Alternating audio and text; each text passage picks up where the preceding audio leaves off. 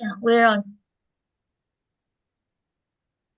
Okay, so I present this panel in Spanish and English, only the introduction, and then the panelists present in Spanish or English. So, bueno, bienvenidos a todos a este coloquio especial que hemos preparado desde el grupo de estudios sobre Eurasia.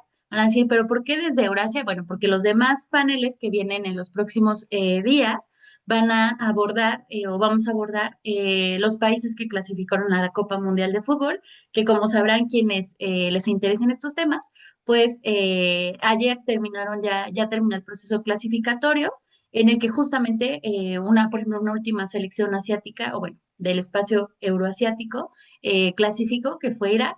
Y pues bueno, en las próximas semanas estaremos presentando estos casos de estudio. Pero aprovechando justamente la euforia de la Copa Mundial de Fútbol, pues decidimos organizar este coloquio especial, por eso es que también tiene el apellido especial, y está organizado en dos paneles. Este primer panel va a abordar como la parte más de la que más se ha reflexionado, más allá de la técnica deportiva, de la presencia de las aficiones, de la fiesta que ha implicado y que va a implicar esta Copa Mundial, pero también de estas otras dimensiones que hemos visto en medios y en redes sociales que tienen que ver con las dinámicas de poder, las dinámicas geopolíticas y las dinámicas económicas o del dinero que están en torno a este megaevento deportivo. Entonces, este primer panel lo hemos titulado Fútbol, Poder y Dinero, el impacto geopolítico y reputacional del Mundial 2026. Es un gusto darles la bienvenida a este panel y mencionar, ¿no? Que en un contexto en donde el deporte ha dejado de ser únicamente un espectáculo, y ahí Carlos ha escrito mucho al respecto, para convertirse o se ha convertido en una herramienta estratégica, el Mundial no solo representa una competencia deportiva, como se los comentaba, sino también un espacio donde convergen intereses políticos, económicos y de proyección internacional. La Copa Mundial, organizada de manera conjunta, y esta es una de las primeras grandes características de este mega evento deportivo, eh, es que se organiza por primera vez en tres países. No es la primera vez que es una Copa Mundial multilateral, si la podemos llamar de esa manera, porque en 2002 fue organizada por Japón y Corea del Sur, países justamente euroasiáticos, pero sí es la primera vez que se organiza por tres países. Ya veremos en 4 años que va a ser organizada por muchos más países, pero esta es la primera vez bueno, la segunda vez que la organizan más de un país.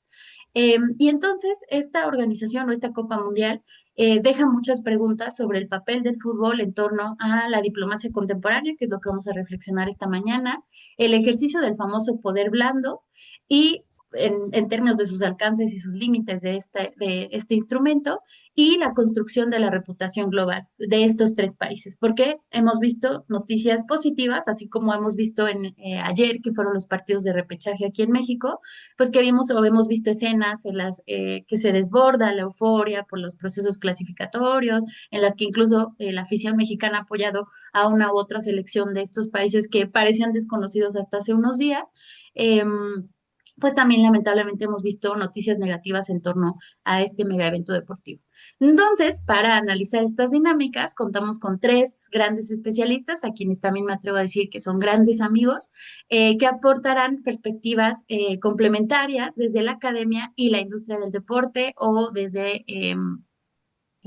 la consultoría, como es el caso de Guillermo.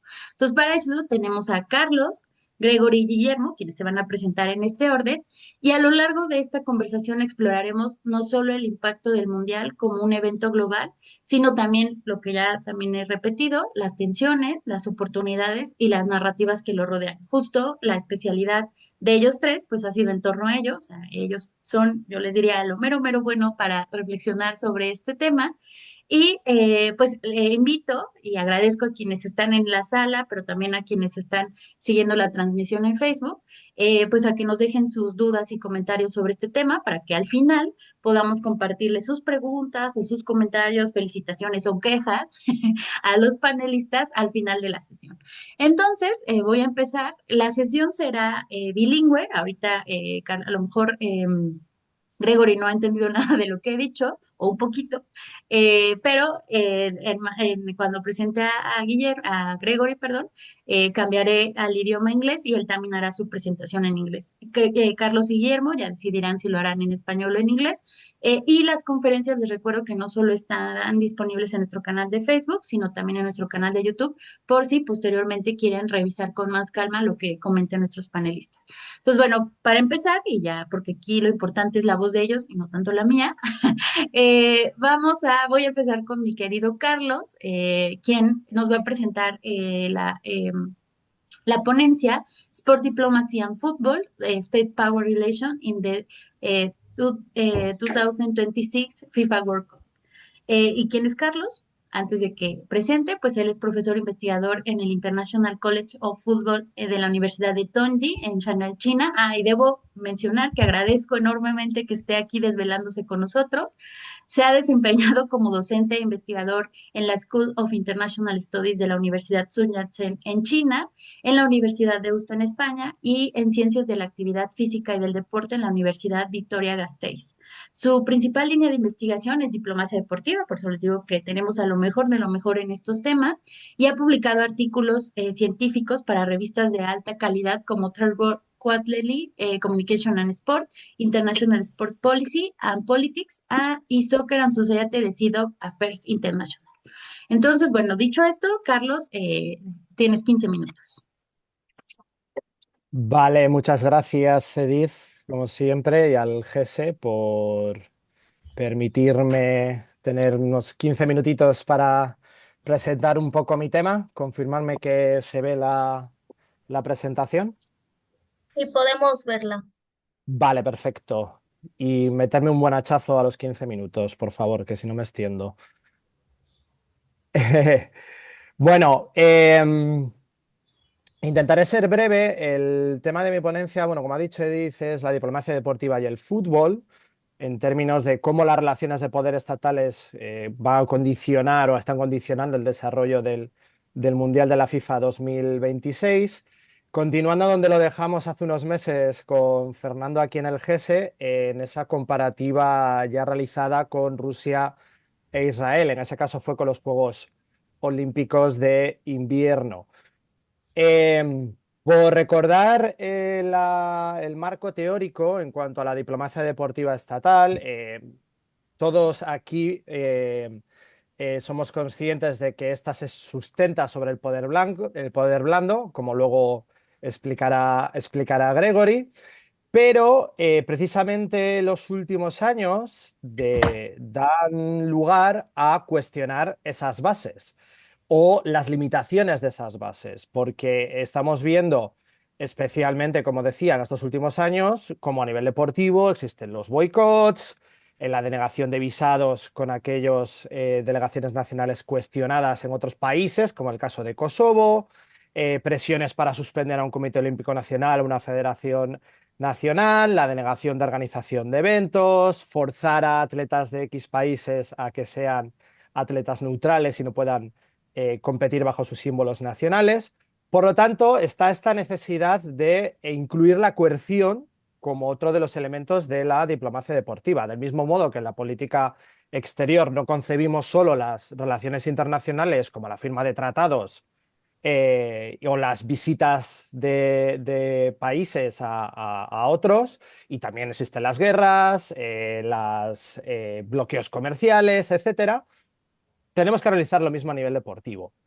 Y esto se basa, también otra idea, está la cuestión de la autonomía en el deporte. A nivel nacional, formalmente, los atletas, los clubes, las federaciones, estatutariamente, están separados, ¿no?, de su gobierno.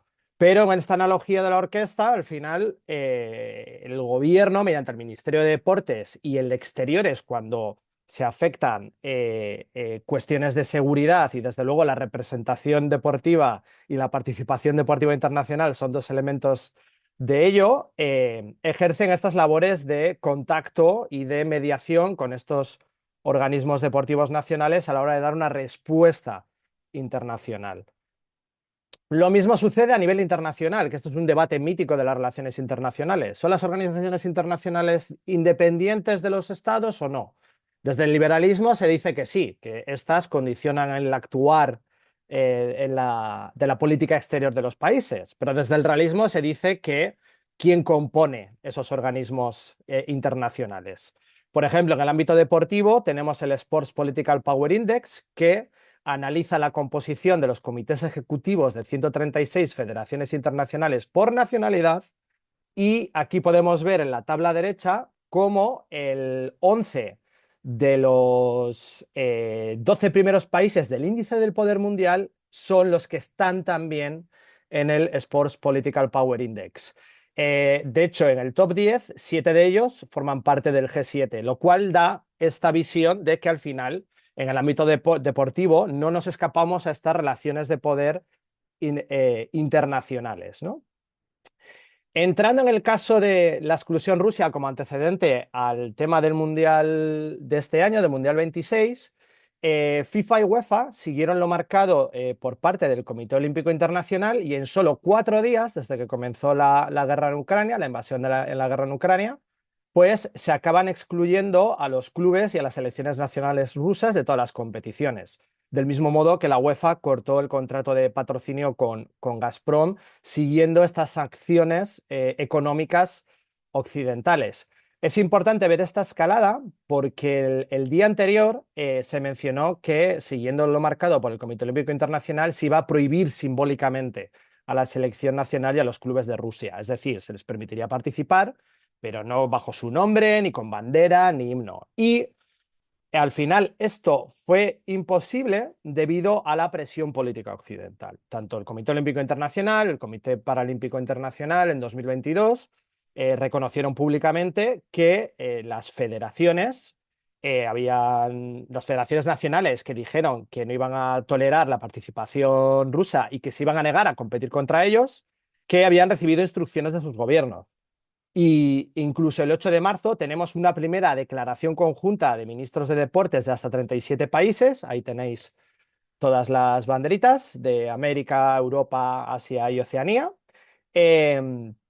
sobre la cual apoyaban y defendían estas sanciones deportivas a Rusia, ¿no? Tanto del COI, del Comité Paralímpico Internacional y multitud de federaciones internacionales. Esto se mantuvo hasta los Juegos Olímpicos de Invierno, en el sentido de que, bueno, poco a poco el Comité Olímpico Internacional fue tolerando el reingreso de ciertos atletas rusos y bielorrusos también. No solo se aplicaron estas sanciones deportivas a Rusia, sobre una estricta neutralidad. Por ejemplo, los deportes de equipo no serían admitidos. Y multitud de federaciones internacionales siguieron manteniendo esto más allá del 2022. En el caso de la FIFA y la UEFA, en 2023, incluso intentaron que equipos rusos sub-17 comenzaran a participar de nuevo, por el tema de que decían que, bueno, los jóvenes no tenían por qué sufrir el boicot y las sanciones al gobierno ruso. Pero se siguió presionando por parte de países europeos, como vemos aquí, Inglaterra y Polonia, anunciaron que no jugarán torneos donde estén estos clubes, y finalmente la UEFA desistió y se mantiene hoy día la exclusión de clubes y selecciones de Rusia. Entonces, se rompe con esto dos bases fundamentales de la gobernanza política del deporte. La neutralidad política, porque hubo una condena explícita de la guerra por parte de FIFA, de UEFA, del Comité Olímpico Internacional y de una gran mayoría de federaciones olímpicas, antes incluso de cualquier resolución de Naciones Unidas. Y como solamente en 4 días se excluye a los atletas y no por consecuencia de que se excluya a las federaciones nacionales rusas, como son precisamente representan al Estado, se rompe esta separación entre el Estado, los gobiernos, con los atletas. Entonces, en 2022 ya ciertas federaciones y servidor nos planteábamos, ¿no? ¿Sería el modelo ruso la norma o la excepción? Porque obviamente, viendo el historial de la humanidad, no iba a ser la última guerra de la historia. Y esto nos lleva al presente escenario, ¿no? Y tenemos ya un antecedente. Entonces, ¿cómo proceden la FIFA y UEFA con Israel y Estados Unidos en relación al genocidio en Palestina y en relación a la actual guerra también en Irak? Obviamente, no hay ningún conflicto internacional que sea exactamente igual, pero sí que podemos extraer ciertos elementos comunes. En primer lugar, tanto Rusia como Israel como Estados Unidos son los agresores. En el caso de Rusia contra Ucrania, en el caso de Israel, Palestina, Irán y el Líbano. Y bueno, he dejado puntos suspensivos porque en el último año se han dedicado a bombardear no solo estos países. Lo mismo en el caso de Estados Unidos, pero bueno, vamos a centrarnos solo en el caso iraní por el límite de tiempo. ¿Tenemos una invasión terrestre? En el caso de Rusia, efectivamente sí, con Ucrania. En el caso israelí, con Palestina, y ahora en el sur del Líbano también, más allá de las ocupaciones de los Altos de Golán en Siria existentes, pero eso es otro tema. En el caso de Estados Unidos con Irán, por ahora podemos decir que no. Si tenemos esta charla dentro de una semana, igual habría que cambiar esa celda. Y ninguna de las tres, en el caso del genocidio palestino, obviamente, en el caso de la guerra de Irán y la invasión de Ucrania, la guerra de Ucrania, no son conformes al derecho internacional. Son estados agresores, no eran guerras defensivas, por mucho que a nivel de propaganda interna se pueda vender cualquier conflicto como legítima defensa, ¿no?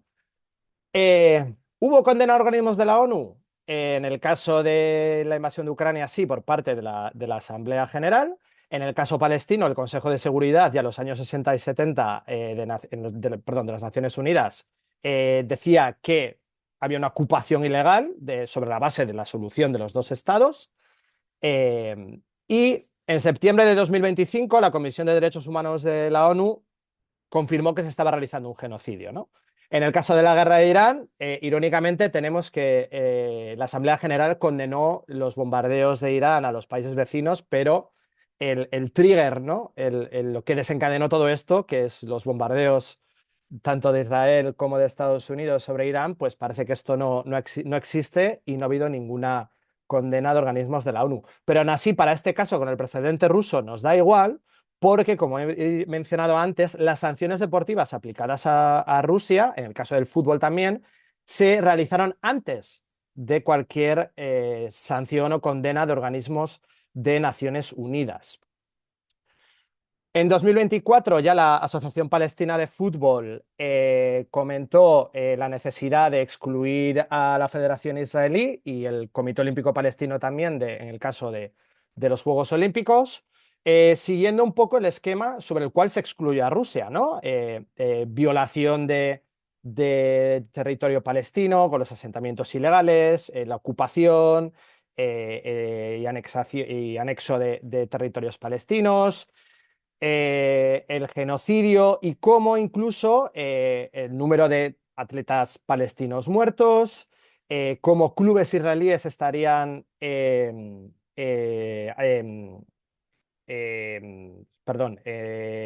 desarrollando sus actividades en territorio que comprende la jurisdicción de la Asociación Palestina de Fútbol.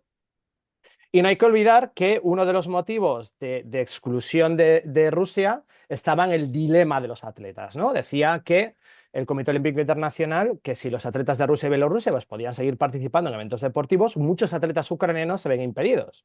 Algo que sobre esto han estado tremendamente callados, ningún comunicado, insistimos con la temporalidad, ¿no? En el caso de Rusia, en 4 días antes de cualquier resolución de Naciones Unidas, ya estaban impedidos los atletas rusos y en muchos otros deportes, incluidos los bielorrusos, pero aquí están pasando los años y llevamos ya un mes en el caso de la guerra de Irán y no hay una sola decisión al respecto, ¿no? ¿Cuántos minutos me quedan? ¿1, 2? 3, justo 3, bueno, 3. venga, perfecto. Entonces, en esta tabla hacemos también otro paralelismo en el ámbito deportivo, ¿no? ¿Había una guerra con un país reconocido en Comité Olímpico Internacional o en FIFA UEFA? Sí, tenemos el caso de Ucrania, el caso israelí-Palestina, tanto Irán como Líbano, el caso estadounidense-Irán.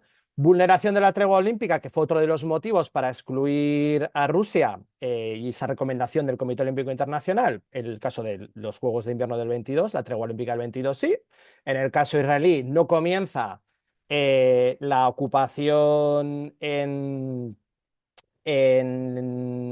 justo en el 2024, pero tampoco se detienen los bombardeos ni las incursiones del ejército israelí durante la tregua olímpica de los Juegos de Verano de París y de los Paralímpicos. Y en un esquema muy similar, la guerra de Irán comienza más o menos exactamente como en el 2022, entre los Juegos de invierno y los Juegos Paralímpicos. O sea, en este caso está clavado. ¿Existe el dilema de la participación de deportistas? Obviamente. Estamos hablando de bombardeos. Creo que todavía Irán no ha dicho que ha habido atletas fallecidos por los bombardeos, pero obviamente sin el caso palestino. Eh, estos tres países cuentan con atletas militares, algo que por el tema de la neutralidad que se sigue aplicando a Rusia, aunque el Comité Paralímpico ya lo retiró, y en el caso de la Federación de Esquí también fue forzado a retirar esa neutralidad forzada a Rusia mediante resolución del CAS. Y en el caso israelí incluso tenemos organizaciones deportivas de fútbol en territorios ocupados, ¿no? Eh, y la cuestión de la temporalidad. En el caso de Rusia tenemos que estas sanciones, insisto, fueron express en 3-4 días, reiterar la presión política de ese bloque deportivo occidental. En el caso israelí, la FIFA ha aplicado unas sanciones ridículas ante las demandas similares del caso palestino, una multa, el uso de una pancarta como fútbol une al mundo. Y interesante, porque la FIFA ha omitido completamente la cuestión de la existencia de clubes de fútbol en territorios que entrarían bajo la Federación Palestina. Y bueno, en el caso iraní no hay organizaciones deportivas estadounidenses en Irán y a día de hoy no se ha aplicado ninguna sanción a Estados Unidos. En relación a esta autonomía del deporte, volver a que en el caso palestino, solo la Federación de Fútbol de Jordania apoyó la exclusión israelí, tanto de la FIFA como a nivel olímpico, públicamente al menos. Obviamente ha habido algunas simpatías internas. Y aquí, por finalizar, ciertamente hay que reconocer que la diplomacia estadounidense se ha movido muy rápidamente y muy bien. Ya después de la condena de la ONU en cuanto al genocidio que ocurría en Palestina, apenas un par de semanas después se mencionó que iban a prevenir que Israel quedara excluido del Mundial 2026. Todavía estaban en la fase de clasificación. Se invitó hábilmente a Infantino al Summit for Peace de un mes después y precisamente la puesta en marcha de este plan de paz fue lo que hizo que las federaciones europeas rebajaran la presión sobre la UEFA a la hora de excluir a Israel. Decían que un proceso de paz iría en contra de la nueva esperanza que se abría ante el Summer Peace. Y un par de preguntas por finiquitar y ya termino, que te veo sufriendo, Edith. ¿Podemos esperar campañas de boicot e invasión terrestre a Irán? A nivel federativo lo dudo mucho, a nivel social sí. Y se busca la FIFA anotar un gol con Irán jugando en Estados Unidos, porque México ya se ha mostrado proclive a mover los partidos de la selección de Irán, pero parece que la FIFA está agotando esa carta. Puede ser que intente venderlo Infantino en el marco del premio FIFA de la Paz y decir que, bueno, como el fútbol es capaz de unir a dos países en guerra, el clásico discurso deportivo, ¿no? Pero bueno. Por finalizar, que ya me estoy pasando, digamos que la coerción funciona y que las federaciones internacionales como la FIFA son vulnerables solamente a presiones estatales poderosas. Y no robo más minutos. Muchas gracias.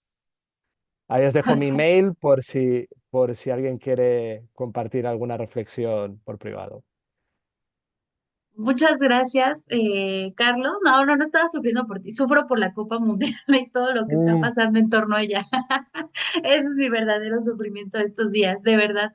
Em, pero les recomiendo a quienes sigan esta transmisión o a quienes en algún momento les llame la atención este video o esta capsulita que se va a quedar, les recomiendo ampliamente consultar el trabajo de Carlos. Ha publicado mucho al respecto.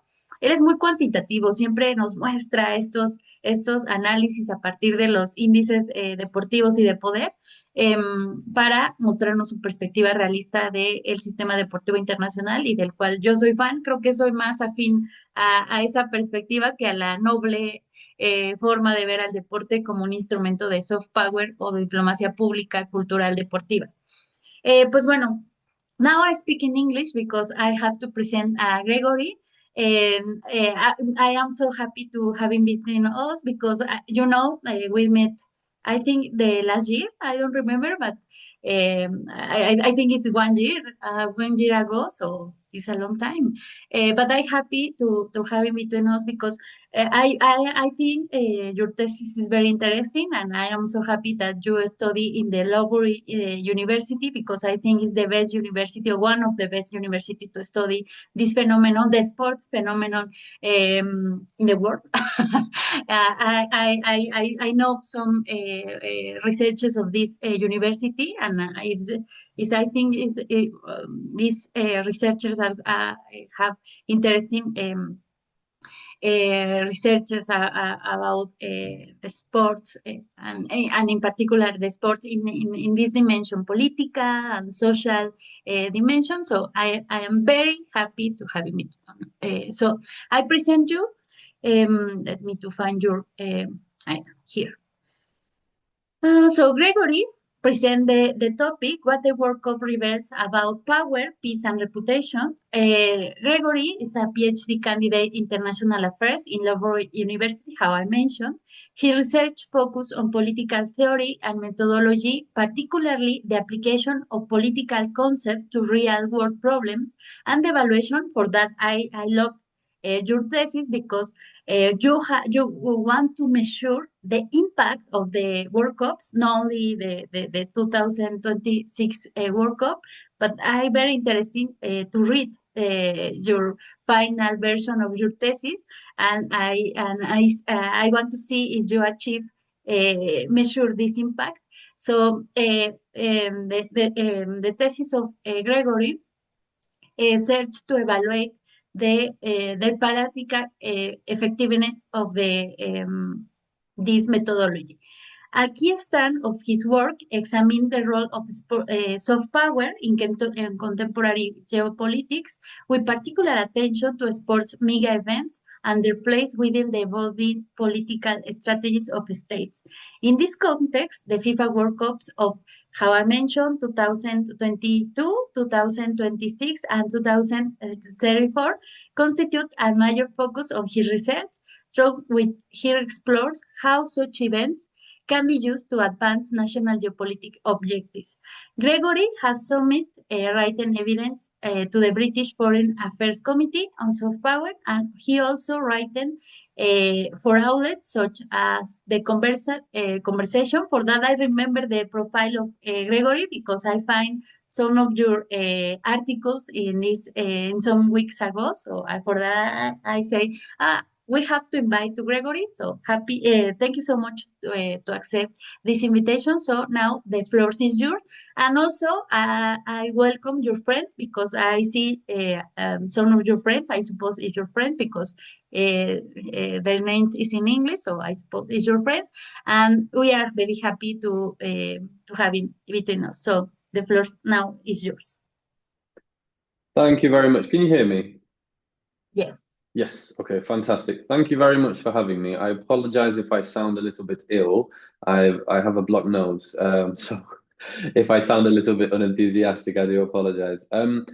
Yeah, I think thank you very much for that lovely introduction and again for inviting me.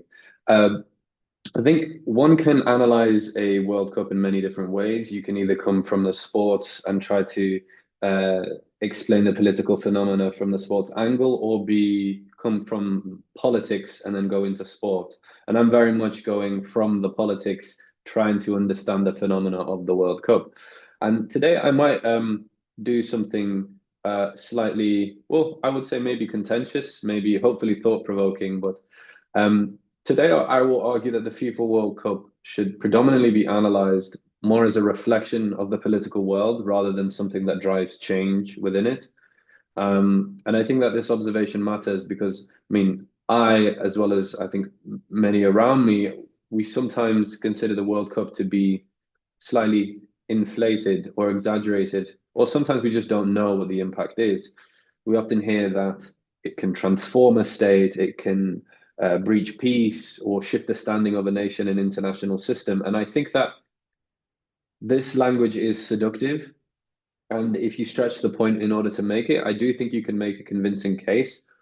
But at the same time, I don't think that we should overestimate the impact of the World Cup on geopolitics or on politics in general. So the World Cup is, of course, important. It's one of the most visible events on earth, and it matters politically precisely because so many people are watching.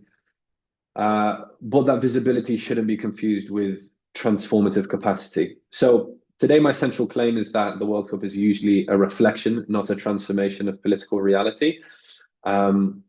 It reflects underlying realities much more often than it changes them. So it can magnify them, expose them, somewhat intensify them, even make them harder to ignore, but it doesn't fundamentally alter them, at least by itself. So even when it does, it's usually because it's part of a larger agenda to binding reforms. So I wanted to develop this argument through 3 simple claims that are related to the themes of today's event.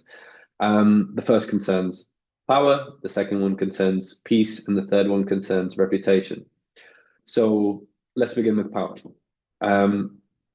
When people say that hosting the World Cup increases a country's power, power is often somewhat loosely or vaguely employed here. And I think that's sometimes difficult when you're trying to understand something politically as to what we're actually talking about. Of course, if we mean military capability or economic weight or influence in international politics, then hosting the World Cup doesn't do that much.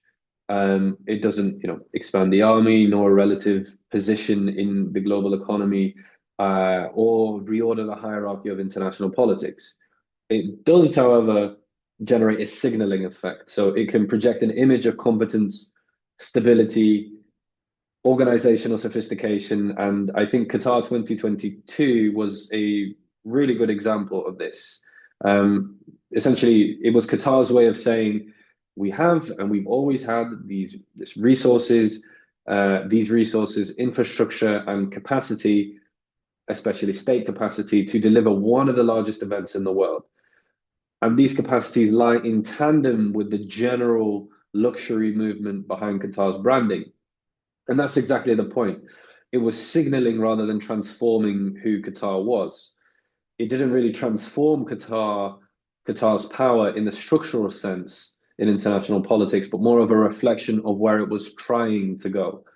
So, of course, signal is not the same thing as transformation. It depends on the audience. It depends on the interpretation of the audience, something that is not always in full control. So even if a tournament is staged perfectly, if it coincides with certain geopolitical crises, then sometimes the message can collapse. And I think that today's climate is a very good example of this. So, for example, during the bidding process, there were often talks about unity between Canada, Mexico, and the United States, openness, North American collaboration and competence. But inevitably, the signal has become diluted because of the much more powerful geopolitical tensions that are happening now, and they are naturally outside of the World Cup remit. Trade disputes, migration, etc. Nobody can reasonably expect that the World Cup resolves them, but they show even more quickly how the World Cup and the signaling effect can be taken over by the broader political rhetoric. So even if the World Cup is designed to signal something, that signal is usually subservient to the political context. So in the end, it usually reflects rather than transforms it. Now, of course, one can argue that the signaling effect is a form of soft power, and I do think that there is an argument to that. If soft power means attraction rather than coercion, then a World Cup can certainly function as a platform through which a state tries to make itself more attractive, more competent, more legitimate. But even here, we do need to be more careful. I know, because I've been trying to create a way to measure the soft power of the World Cup, that it's extremely difficult to isolate and measure in a precise way. So even at the level of soft power, it's difficult for us to be confident in the effect that it has. So my conclusion for the first point is that the World Cup doesn't really move the needle on power. It provides a highly visible stage on which existing capacity can be signaled, but usually it's a reflection of existing power realities rather than their transformation. So that's point one.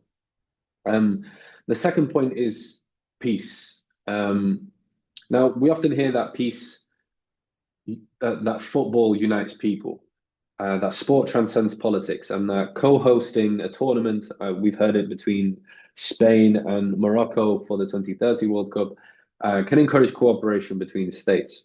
And I do think there's truth in these statements. I think sport itself has fundamental peace functions. But sports mega events like the World Cup, I don't think they're in any way critical for peace. I think it's important to distinguish between symbolic diplomacy and positive peace or positive diplomacy.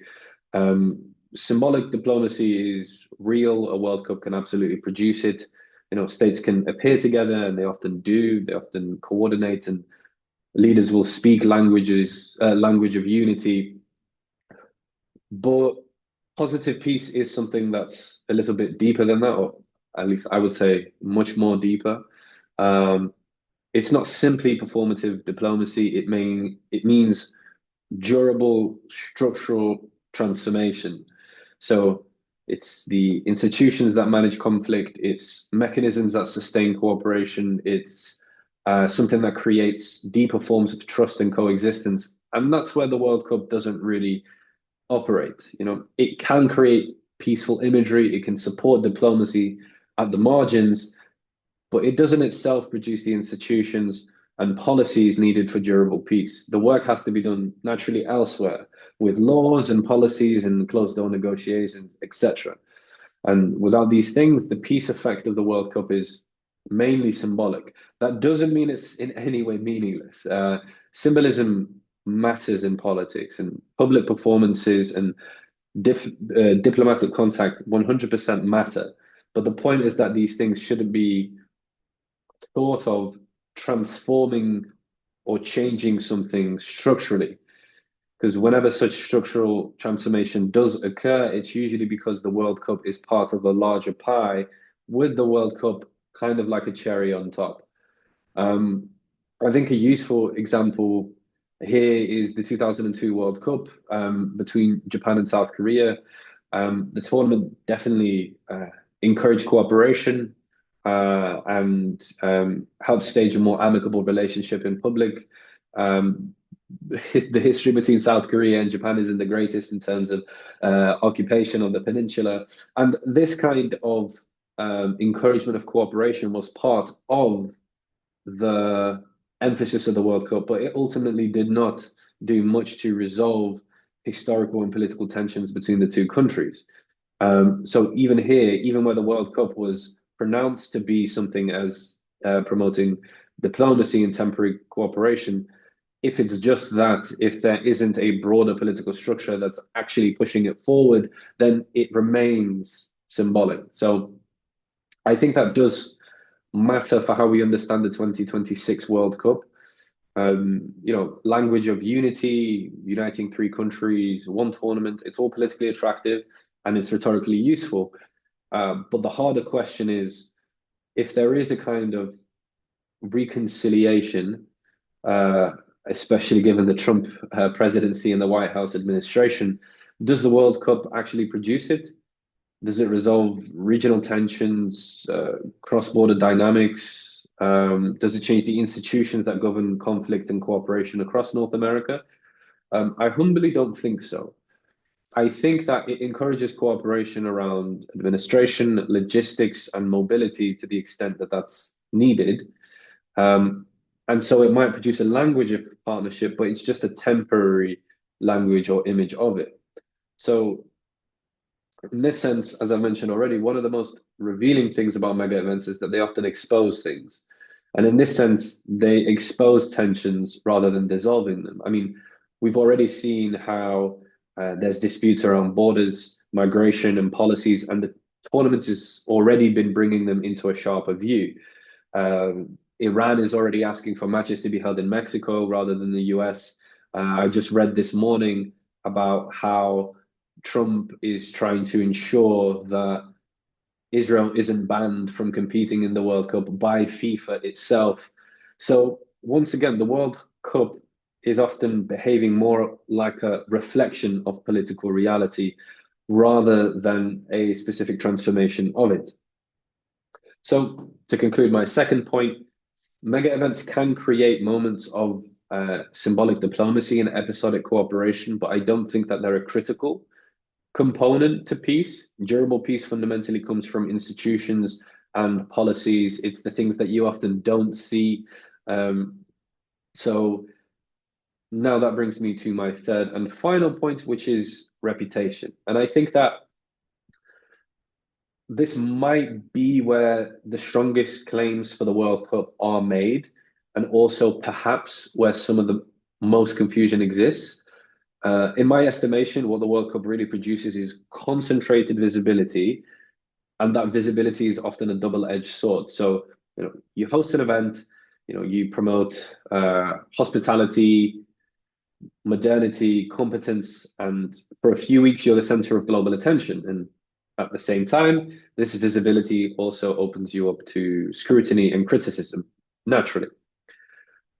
So the key question is, when we talk about reputation, when we talk about visibility, is reputation and visibility for what? For whom? Because reputation is often treated as though it were a single thing, as though a state either improves its image or it doesn't. But reputation makes sense if we ask amongst whom, in relation to what, for what intended effects. A host may want to attract tourists, reassure investors, or present itself as modern and efficient to foreign governments. But those are very different audiences, and they're not all looking for the same thing, nor do they respond in the same ways. I remember, I forget who it was, but it was somebody from Saudi Arabia saying, what do I care about sports washing if it improves my GDP? So the target audience is very clear in terms of investors, foreign direct investment, greenhouse, greenwood investment, and brown field investment. So I think that's where a lot of the confusion lies. We often assume that the visibility generated by the World Cup is automatically valuable simply because it's large scale visibility and then there's a lot of eyes on it. But visibility is not the same as reputational gain. So what matters is the content of that visibility, the audience receiving it, and what the host is trying to elicit from that target audience. So in essence, we need to be precise about the who, what, where, and why. The reputational outcome is never singular, it's fragmented and deeply contested. So a really good example of that is the Sochi Winter Olympics and the 2018 World Cup in Russia. More so the Sochi Winter Olympics. There was a lot of discussion about whether Russia actually improved its international reputation through hosting. And many argued that it didn't. Even Joseph Nye, the one who coined the term soft power, said that Putin failed in leveraging the event for soft power gain, and they actually resulted in less soft power than they started with. I understand that perspective, but I do think it can be misleading, mainly because it assumes that the key audience was external. But in fact, there's a lot of good evidence to suggest that the target audience was actually domestic. So the reputational objective, quote unquote, was not simply to improve Russia's image in the eyes of the international community, but in the eyes of the Russians themselves. And that's exactly why reputation has to be treated carefully. So to summarize this third and final point, the World Cup does not simply transmit a message from the host to the world. It creates a struggle over interpretation, which is subject, or it depends on who the state is actually targeting. So in this sense, when we look at who the state is targeting, we can see a greater reflection of the political reality in that country, what it considers its priorities, how it wishes to influence certain audiences, and whose opinion actually matters to them. So that's my third and final point. And just to kind of summarize the conversation, I know I have 4 minutes remaining. I don't think that the FIFA World Cup has that much of an impact on power or peace in the world, and it does have a reputational effect that is nevertheless dependent on the audience that we're talking about. But most importantly, the World Cup is more about reflecting our political realities rather than transforming it. And I think that with the upcoming World Cup, it should be analyzed as a mirror of what is happening in the world. And mirrors are extremely, extremely important. They show things that are otherwise obscured. They expose contradictions. They can make failures impossible to ignore. The kafala system in Qatar, the housing projects in Brazil, etc., etc. So to understand the political significance of the World Cup, rather than asking what changes the tournament will produce, for me personally, a more interesting question is what does it actually reveal? So, what does it reveal about power in North America, about regional cooperation, about domestic politics within those countries, even regional dynamics? If we look at where the tournaments are held in North America, you see the East Coast, you see the West Coast, and then you see a few random dots in the middle. What's the gap between political narrative and political reality? What does it reveal about whose attention or approval or recognition the hosts are seeking? And I think those are questions that the World Cup is actually uniquely placed to answer because it puts a spotlight on what is going on. And in politics, sometimes it's the spotlight matters most, not because it changes reality, but because it makes reality sort of impossible to avoid. So that's my talk. Thank you very much for listening. Thank you so much, Gregory, for your reflection. I love your presentation because your presentation are very structured. You presented your reflection in terms that is power, peace, and reputation. And I love your critical reflection of the mega sport events in general, but in particular the FIFA World Cup. So thank you so much. At the end, in the Q&A session, we can discuss more about that. So now I present Guillermo. Guillermo, no sé si prefieres en español o en inglés. En español. Ok, perfecto. Bueno, pues entonces doy la bienvenida a nuestro tercer panelista, que también me emociona mucho tener nuevamente en el grupo de estudios sobre Eurasia, y quien nos va a hablar ahora sí desde su expertise más profundo, que es el análisis económico de este mega evento deportivo que es la Copa Mundial de Fútbol. Guillermo nos va a presentar el tema Mundial 2026, el modelo de negocio de FIFA enfrenta su mayor prueba. Guillermo es especialista en análisis del sistema deportivo y sus implicaciones económicas y geopolíticas. Por eso también él era fundamental en este panel. Actualmente se desempeña como Head of Sport Business Intelligence en Playbook, donde lidera proyectos de investigación aplicada sobre gobernanza, mercados deportivos y modelos de negocio en Latinoamérica. Por eso es que también su presentación será muy interesante en estos términos. Cuenta con una maestría en Sport Management, Governance and Policy por Birkbeck University of London, donde se especializó en gobernanza deportiva, políticas deportivas, diplomacia deportiva y modelos internacionales de gestión del deporte. Su trabajo se centra en comprender cómo el deporte genera influencia cultural, económica y geopolítica, con énfasis en las dinámicas globales del sport business. Bueno, entonces, Guillermo nos va a hablar de lo que también se ha dicho mucho sobre la Copa del Mundo, que personalmente debo decir, desde el Gobierno de México hemos reiterado una y otra vez que pues al final la FIFA o la Copa Mundial es un evento organizado por una federación y su lógica más reciente pues funciona mucho en torno al dinero, ¿no? Entonces, bueno, Guillermo va a poner los puntos sobre las is respecto a esto que se ha dicho, todo lo que se dice en términos económicos sobre la Copa Mundial 2026. Entonces, Guillermo, tienes 15 minutos para tu presentación. Gracias, Edith. Entonces, me dicen si pueden ver la... Sí, solo si la haces grande.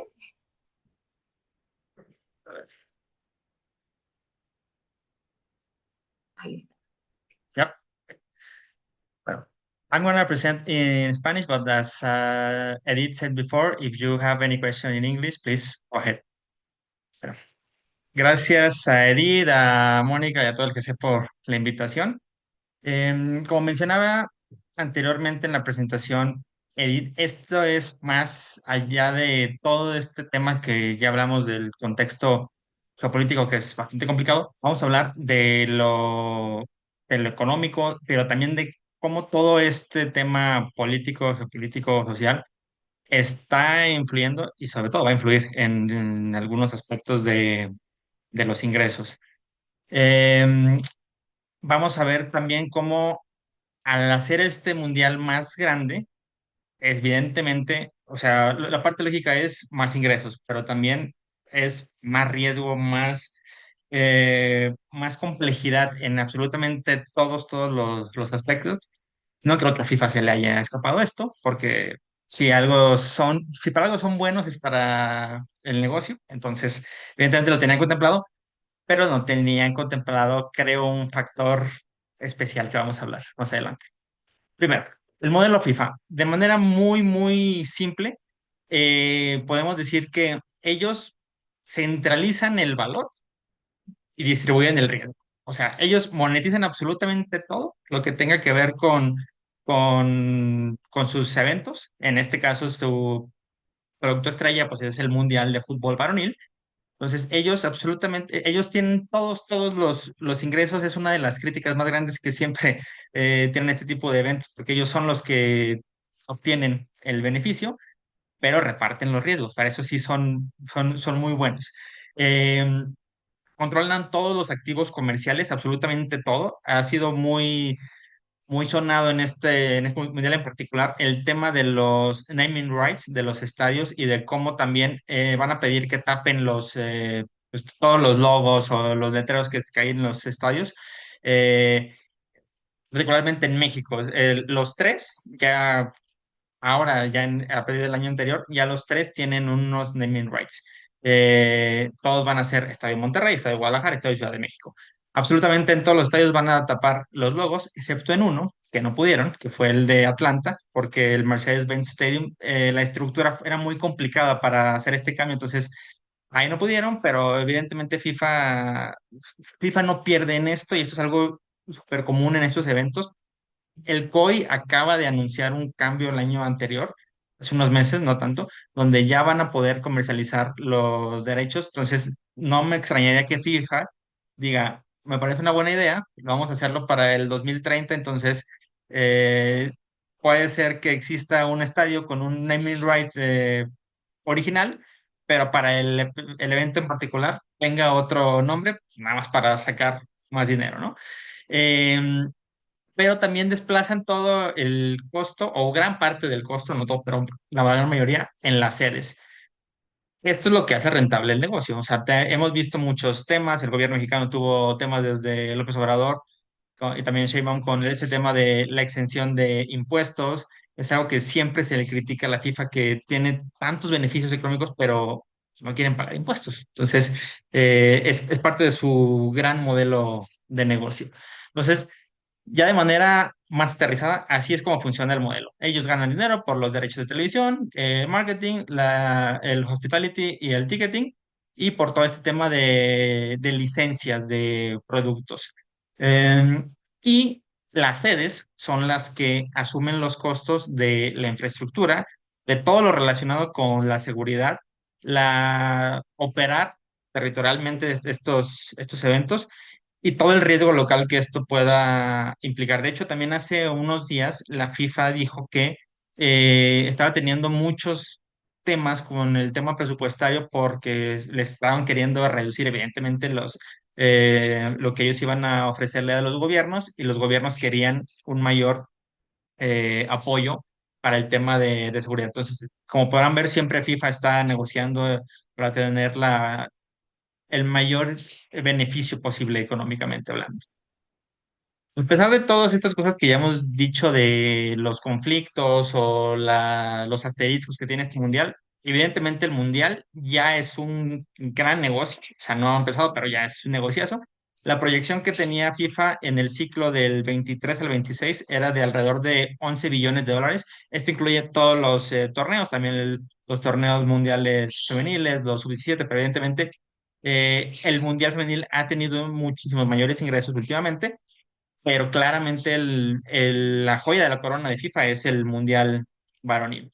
La proyección que tienen para los siguientes 4 años son 14 billones de dólares. Podrán ver que hay un incremento. Hace unos días, una semana que me parece, anunciaron ya sold out de todo el sponsorship global, todo el inventario global ya está vendido. Dicen que les quedan dos nada más regionales, no me acuerdo si son en México o en Canadá, pero todo lo demás ya está vendido.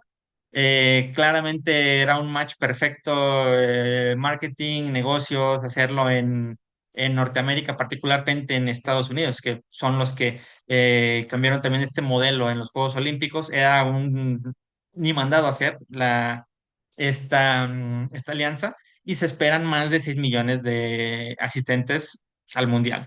Esto también hay que ponerle un gran asterisco por otro tema que vamos a ver más adelante.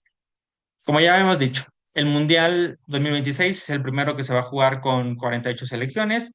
104 partidos es muchísimo más que el anterior número que eran 64. O sea, es impensable esto. Tres países sede. Eh, la segunda vez que ocurre en más de un país, pero como se mencionó en 2022, salió bastante bien en este tema. Habrá que ver qué, qué ocurre en el 2030, porque ya también estás involucrando Sudamérica, Norte de África, Península Ibérica, o sea, son muchos temas, pero veamos a ver qué tan bien le sale su apuesta a FIFA. Se agranda evidentemente el negocio, pero también el margen de error. O sea, no es lo mismo nada más negociar con un país, un gobierno, que con tres gobiernos, ¿no? El primer gran foco en esto es el fan, evidentemente.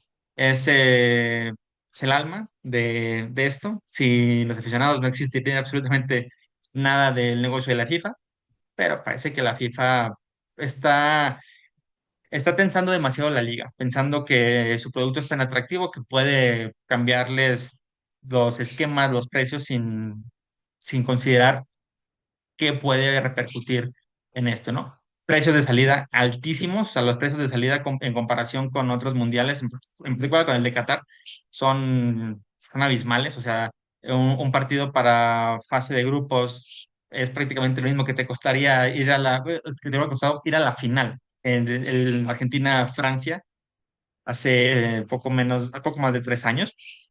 También el dynamic pricing, otra crítica enorme que ha tenido la FIFA. Ellos argumentan que así como los hoteles, los aviones, las aerolíneas, perdón, tienen esta dinámica, ellos la pueden hacer también sin ningún problema, oferta y demanda, ¿no? La típica, partiendo de ahí, dicen, si la gente quiere mucho, muchos boletos para el Colombia-Portugal en Miami, ¿por qué los voy a tener a un precio estándar? Vamos a meter la tarifa dinámica. Hospedajes y traslados enormes, el costo, porque evidentemente, imagínense, ir a la selección de la selección de Inglaterra, suponiendo que siguen avanzando, van a tener que jugar en el noreste de Estados Unidos, pero los octavos de final los tendrán que jugar en la Ciudad de México, si todo sale de como la FIFA lo planea. Entonces, ahí son ya gastos muy, muy grandes en términos de traslados, de hospedaje, y puse Inglaterra, que es un poder adquisitivo más elevado. Si nos vamos a otro país con un poder adquisitivo no tan grande, es un tema, pero tal vez no es un problema, porque tal vez ni siquiera pueden entrar al mundial. O sea, tal vez la FIFA pensó en ellos y diciendo, para que no tengan esta complicación de que no pueden pagar, mejor pues, les pongo restricciones en sus visados para que ni siquiera puedan entrar. Entonces, eso es lo que se está viendo en este mundial con tarifas absurdas de más o menos $15,000 para muchos países. Uno de ellos lo tengo presente, que es Senegal, que es uno de los grandes animadores en cuestión futbolística, pero o sea, va a ser prácticamente imposible para ellos visitar a su selección porque no van a poder entrar. Y si llegan a poder entrar, va a ser enorme el costo, primero por su visa y después por todo lo que van a tener que gastar. FIBA siempre tiene el lema de un mundial para todos. Evidentemente estamos viendo que no va a ser un mundial para todos. Ya estaba dejando de ser esto en ediciones anteriores, pero en esta en particular, por estos temas migratorios, es aún más notorio y por el tema también de el costo. Un mundial, pero tres realidades. La verdad es que dar un mundial a tres sedes eh, tiene muchas implicaciones por temas de migración, temas de seguridad, ejecutar todas estas acciones y por las políticas que tiene cada uno de estos países, no es tan sencillo. FIFA cuando determinó esto era un contexto totalmente diferente, evidentemente. Muchos argumentan que esto fue también por el tema de esta crítica de los mundiales de Rusia y Qatar, de la sobornos, bla, bla. Entonces se lo debían a Estados Unidos. Estados Unidos invita a México y a Canadá como para hacerlo más global, porque ya también existía esta idea de FIFA de hacerlo más grande, pero realmente tiene muchas implicaciones, es muy complicado. Y aquí esto es lo que le importa a la FIFA, la verdad, que la política también le pega o le puede pegar al negocio. Podemos hablar horas de todo lo que significa Donald Trump en todo esto, pero va desde amenazar abiertamente a alcaldes o a gobiernos estatales en Estados Unidos que son demócratas, diciendo que si no están de acuerdo con sus políticas, les iba a quitar el mundial. Esto fue hace 3, 4 meses.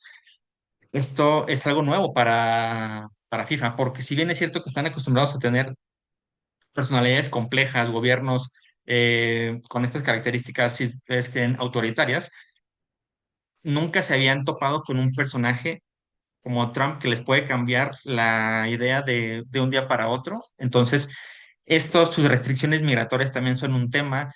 La postura de Infantino tan condescendiente ante Donald Trump, darle este premio de la FIFA en el sorteo porque no ganó el Nobel de la Paz, es, hay, Infantino tiene muchos problemas internos por este tema, porque dicen, muchas federaciones dicen, ¿dónde está nuestro estandarte de ser apolíticos? Como mencionaba Carlos, evidentemente hay muchos cuestionamientos aquí, pero ese premio a Trump es el más grande cuestionante de todo esto. ¿Qué pasará con Irán? También se mencionó anteriormente todo este tema que el conflicto geopolítico va a jugar, no va a jugar, los temas de seguridad en México que a finales de febrero fueron noticia a nivel mundial, se les dejaría los partidos a las tres sedes, en particular a Guadalajara. Acabamos de tener los partidos del repechaje. FIFA está encantada por haber metido entre los dos juegos más de 150,000 partidos, donde tenía selecciones como Nueva Caledonia, que realmente en otro lugar probablemente no hubiera llenado, no hubiera tenido más de 10,000 personas, pero es un tema y el riesgo reputacional que esto puede implicar. Entonces, para ir cerrando, ¿qué le puede generar qué factura le puede pasar esto a la FIFA? Evidentemente un desgaste en la relación con el fan.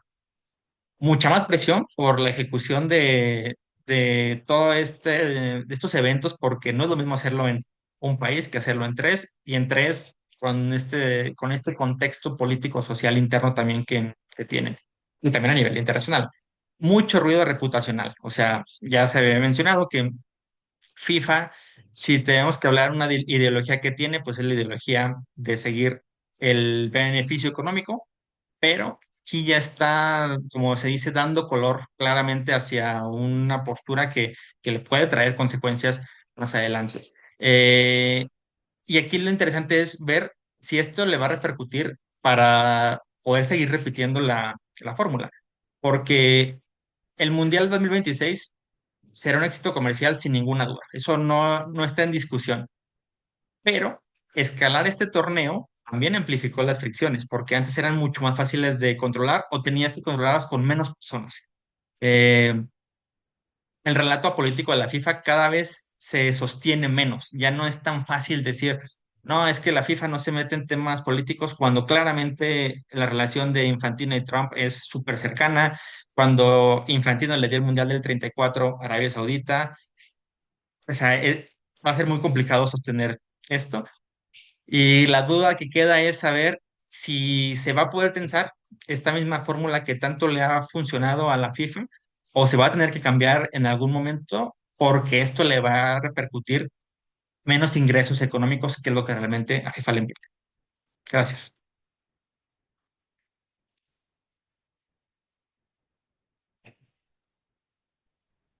Muchas gracias, Guillermo, por tu interesante presentación.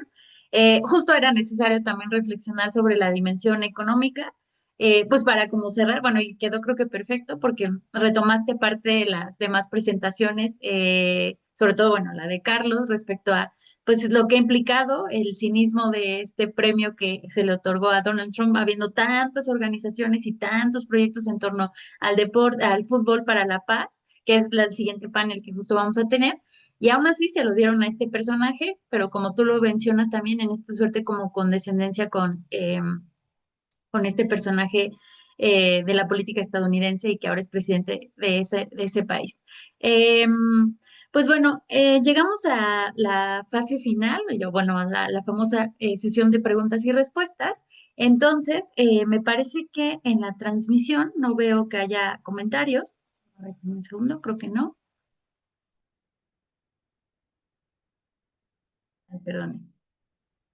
Sí, no, aquí no, pero aquí en el chat sí hay. Entonces, bueno, voy a primero, this question is for you, Gregory. It's the question of Carlos, and I think it's an interesting question because I imagine we can organize a panel talking about the influence of Donald Trump in the FIFA World Cup. I think how Guillermo mentioned, we can speak maybe 1 hour and a half or 2 hours or 3 hours about the impact of this person in this mega sport event. So for that, Carlos asked you, how do you define reputation first? And do you think the US will improve or worsen its reputation by hosting the World Cup in the context of ICE, intervention in Venezuela, war in Iran? Oh, these are the topics that we can talk in a panel in specific, but now is your question, Gregory. Ban of visas to some countries or etc. Or for example, yesterday I saw a video where American citizen in the airport in Dallas fight with some Iraqi fans. So I imagine also the American people have some bad reputation, and I don't know if they welcome all these fans of the who play in USA. So I think it's all their issue we can analyze. But in particular, if you want to respond to the question of Carlos, and then I also share some question for you. Okay? So, Gregory? Thank you very, very much. And Carlos, thank you for your question. Disculpe that I can't ask you guys also question. I was tempted to throw in all my Spanish during my presentation, but no pasa nada.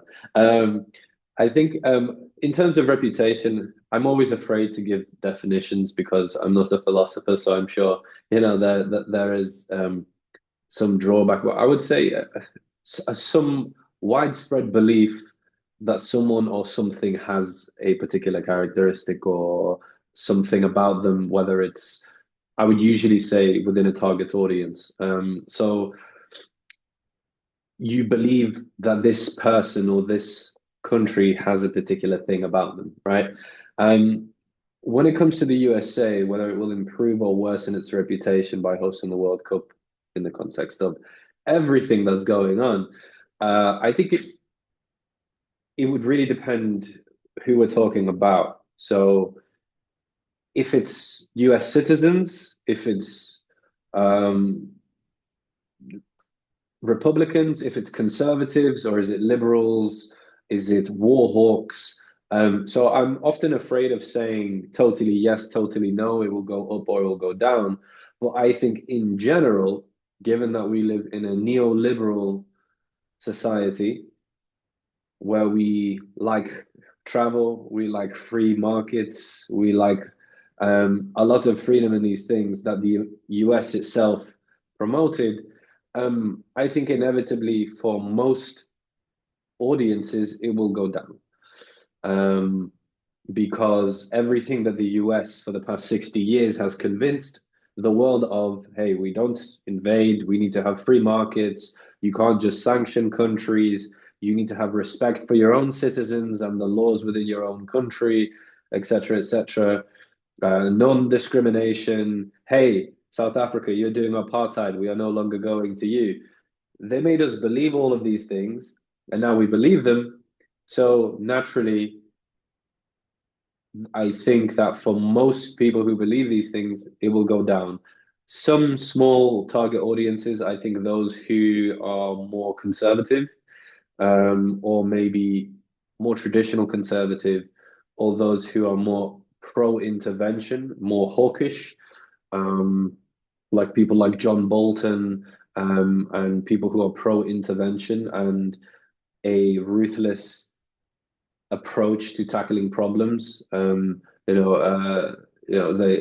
talk about Bukele in El Salvador, and they say this is the right way. So maybe people in El Salvador would say, yes, they've improved in my image. But to answer your question, I think for most of the neoliberal-minded world that believe in free markets and non-intervention, reputation probably has gone down.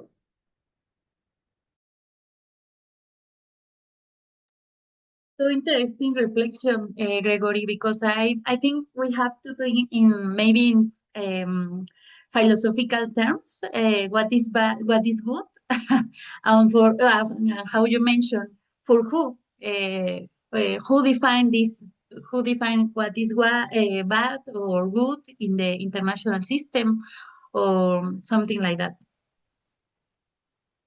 Um, Moni, I have to mention Moni specialized in the study of Russia, for example, and we talk about your reflection of this, the case of Russia and how host the World Cup in 2018. But now maybe we forget Russia in the mega sports events. I mean Olympic Games and also the FIFA World Cup, because how Carlos present now Russia is sanctioned by FIFA and the Olympic Committee. So maybe now we forget the role of the Russia in the international sports system. I mean in terms of the public, the general public. So I think about the benefits in long terms, how you study. But now I mentioned that because Moni asked my question, and I think this question is for Guillermo. My question is, where does FIFA money go? And it is a bit good question, because how Guillermo mentioned, FIFA produce a lot of money, and this money, my opinion is for FIFA, but I think you can explain us more about this question. Where does the FIFA money go? And Carlos Well, aparte de sus bolsillos. well, the short and obvious answer is it goes to themselves, but their official answer will be something like the money it goes to all the smaller federations that they don't have enough resources to develop the game, blah blah blah blah blah. But all this is part of their own system because it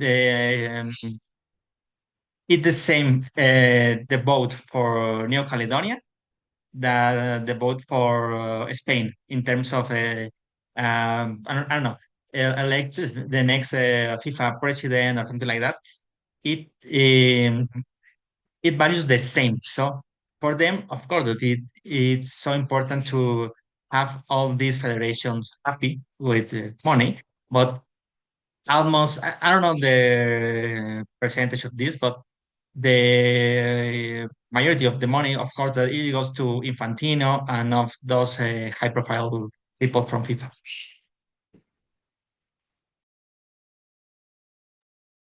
Thank you, Guillermo. I don't know if you have more questions, maybe Gregory, or another comments. I have a question for you. And it is this World Cup will be is the first to be hosted jointly by three countries, how we mentioned during all this panel. So the question is, what extent does this format reflect a coordinated soft power strategy in North America? Because, in my opinion, we don't have a strategy like in North America. I have some confidential information, but in my opinion, it's not. But I want to know your opinion about that. And what geopolitical tension and asymmetries might lie beneath this narrative of cooperation? There is cooperation for you. You perceive cooperation in terms of North America for this FIFA World Cup.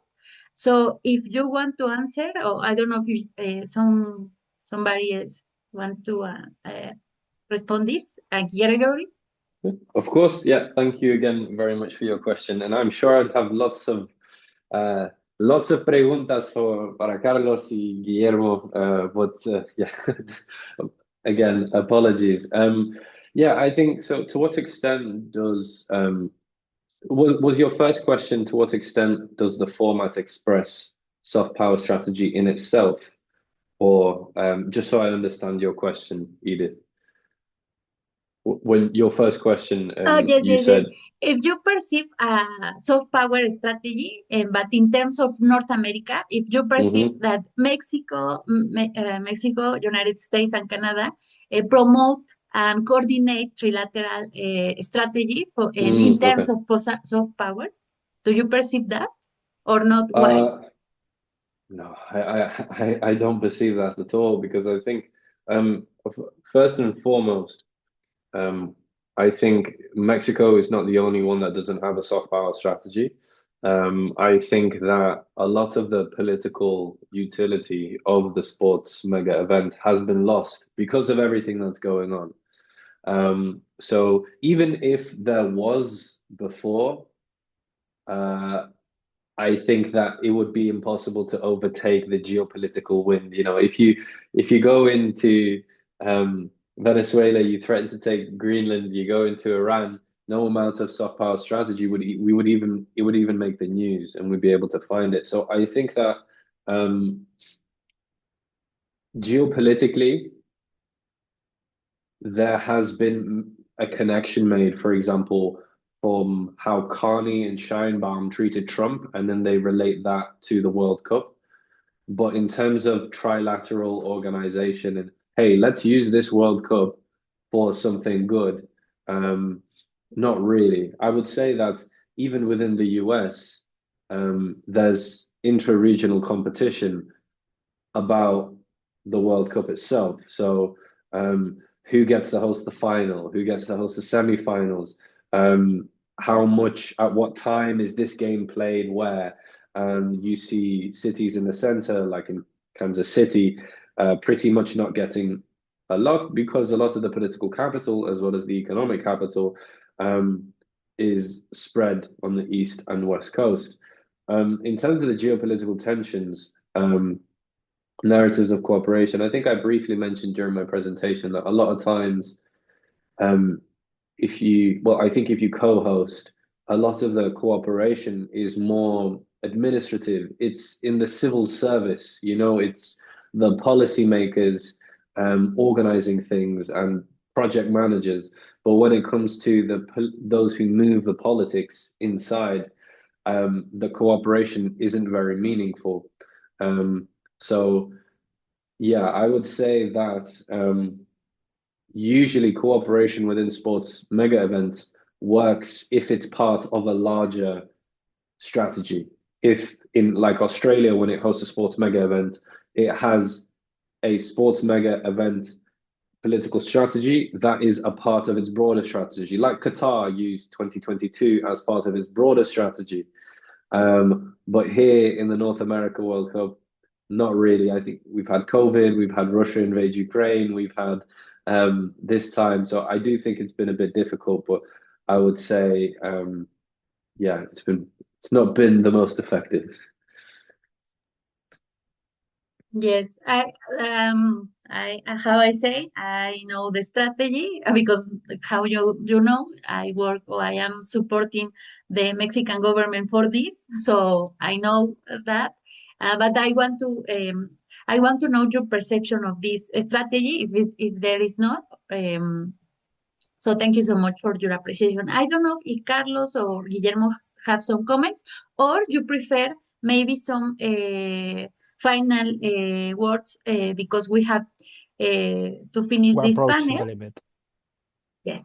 So Yeah, how yes, Carlos. Yes. yeah, no, a very brief comment from my perspective is that I have the feeling, and you can challenge me at it because you have been involved, that from the beginning it was the bid from the bid it was United 2026, but it was like from the outside it's like it has been very compartmentalized. It's like, okay, the things in United States we manage our own, and in Mexico and in Canada.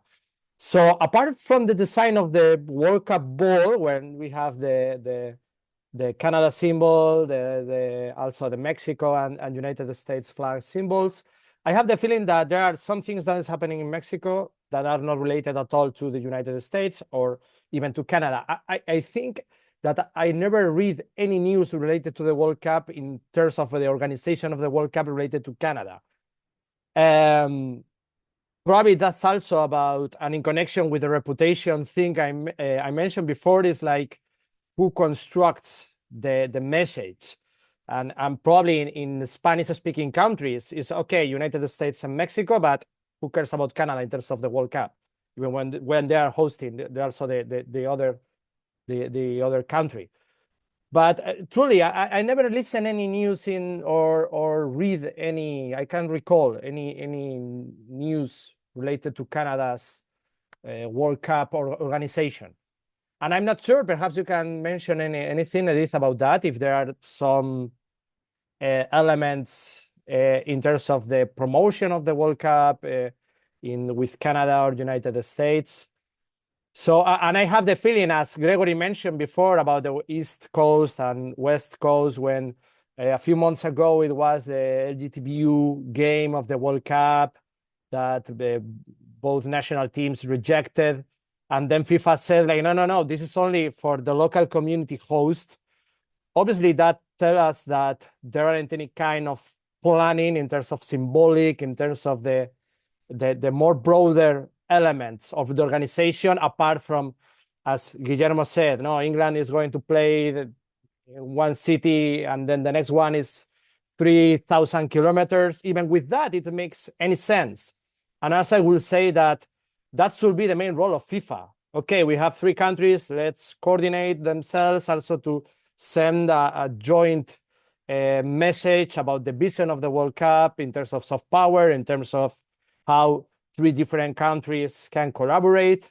But also, I'm not sure if how the limitations of that is related to Trump administration, to the first one and the current one, because I have the feeling that unpredictability is where he works the best, in terms of nobody knows how he's going to react. So, okay, let's keep it low profile and don't keep the man angry, because who knows what will going to happen next.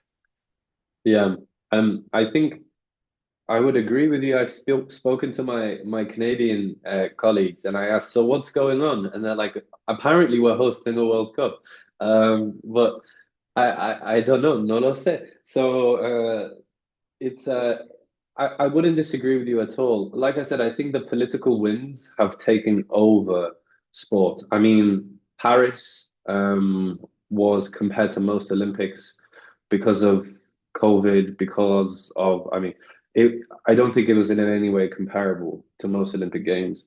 And I think that this one also, I think we often like to make sense of things in the world. So we try to find strategy where there is none. And I think that's the thing with Trump, often that there isn't any strategy.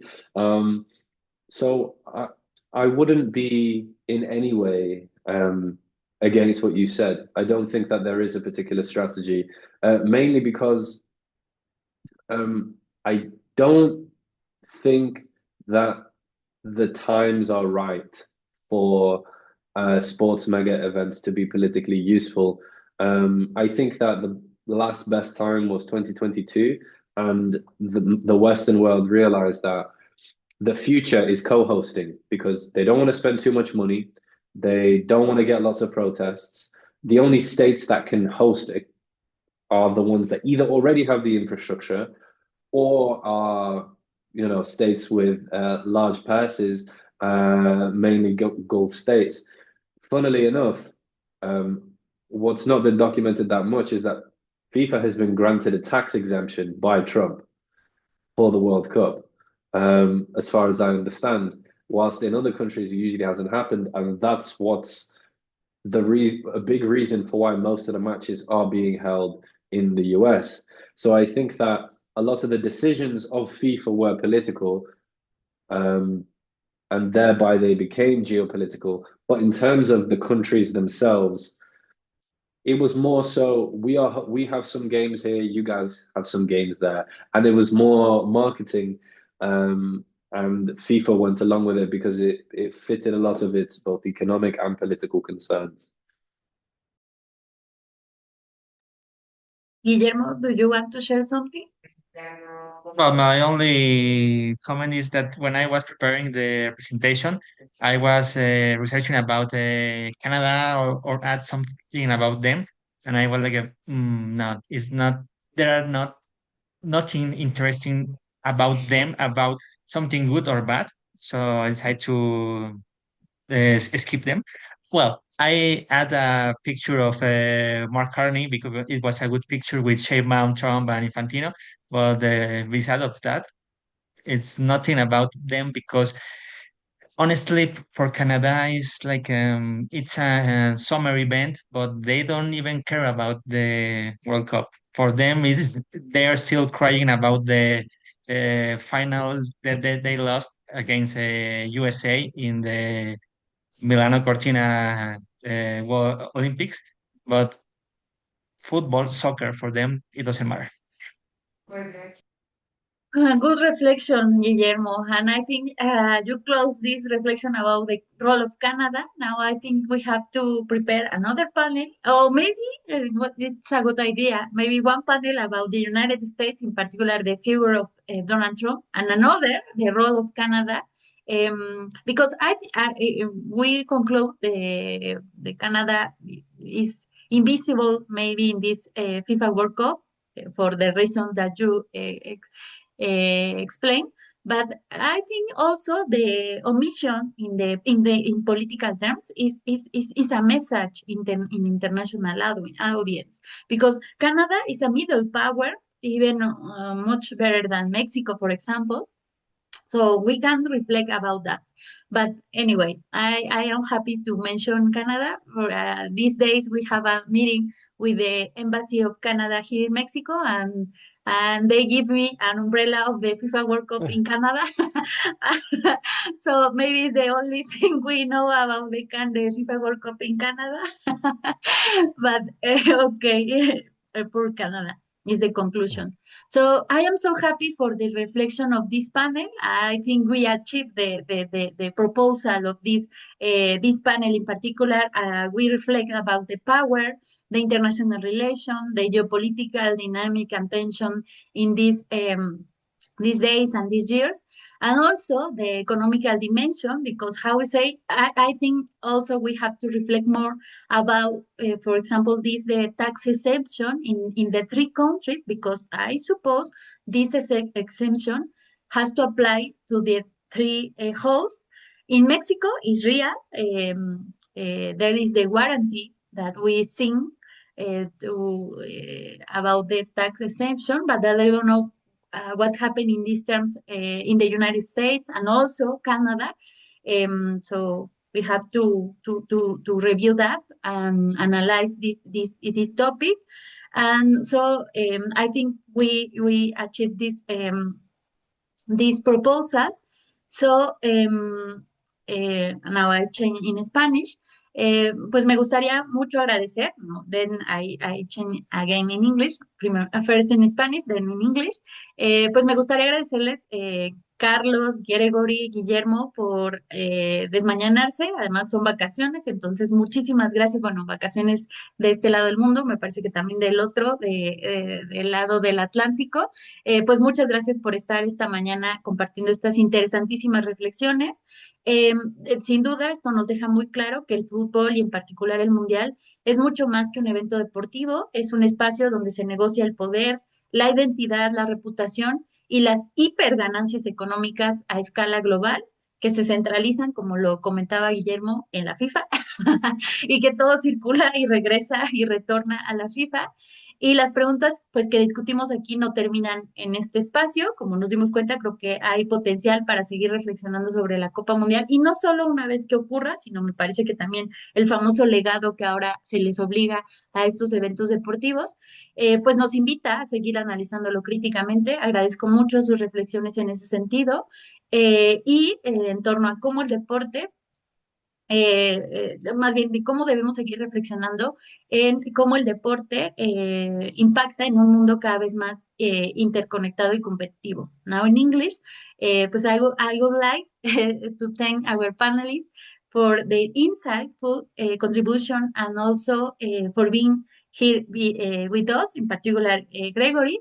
Today, the discussion show how the football and the World Cup in particular is far more than a sporting event. It's a space where power, identity, reputation, and economic opportunities are negotiated in global scale. So I want to continue this reflection in Spanish and in English. I think it's very useful and necessary. So I expect in the future we can organize and meeting again to reflect these issues. So thank you so much. Muchísimas gracias por estar aquí. También a quienes nos acompañaron y a quienes siguieron la transmisión, a nuestros colegas del GESE que nos estuvieron mandando saludos y felicitaciones. Pues muchísimas gracias. También a Moni, que es la coordinadora del grupo, que nos dio este espacio, a pesar de que, como lo comentaba al principio, es para reflexionar sobre temas de Asia. Pues bueno, nos diera la oportunidad de reflexionar sobre la Copa Mundial de Fútbol, que pues es un fenómeno global y justo pues también trastoca a estos espacios eurasiáticos. Pues muchísimas gracias y los esperamos en nuestro segundo panel, que también seguiremos reflexionando ya en términos más soft. Empezamos, me parece que empezamos rudos las reflexiones. Ahorita ya vamos a suavizar un poco más estas reflexiones. Muchas gracias por estar aquí. Thank you so much, Gregory. Thank you very much. Pleasure meeting you all. Va a haber fotito. Yes, We will yes. have the If online picture. Yes, the online picture. So we stay here. Thank you.